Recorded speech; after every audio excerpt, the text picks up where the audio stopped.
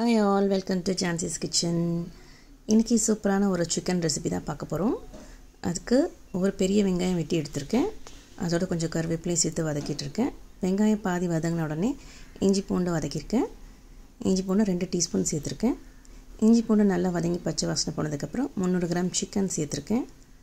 சிக்கனுக்கு தேவையான சால்ட் சேர்த்து நல்லா வதக்கிட்டு அதோடவே மஞ்சள்தூள், மிளகாய்த்தூள், தனியாத்தூள், சீரகத்தூள், கரம் மசாலா தூள் இது எல்லாத்தையும் சேர்த்து நல்லா வதக்கிட்டு தண்ணி சேர்க்க வேண்டாம். இதில் இருக்கிற தண்ணியே போதும். சிக்கனை நம்ம இன்றைக்கி ரோஸ்ட் தான் பண்ண போகிறோம். அதனால் தண்ணி சேர்க்க வேண்டாம்.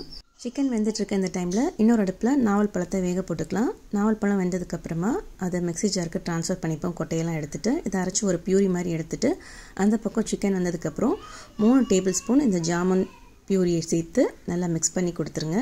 இப்போவும் தண்ணி எதுவும் சேர்க்க வேண்டாம்.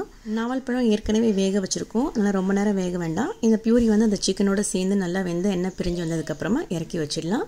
நாவல் பழம் சிக்கன் ரோஸ்ட் ரெடி ஆகிடுச்சு. ட்ரை பண்ணி பார்த்துட்டு உங்கள் கமெண்ட்ஸை ஷேர் பண்ணுங்கள். அடுத்த ரெசிபியோடு உங்களை சந்திக்கிறேன். பாய்.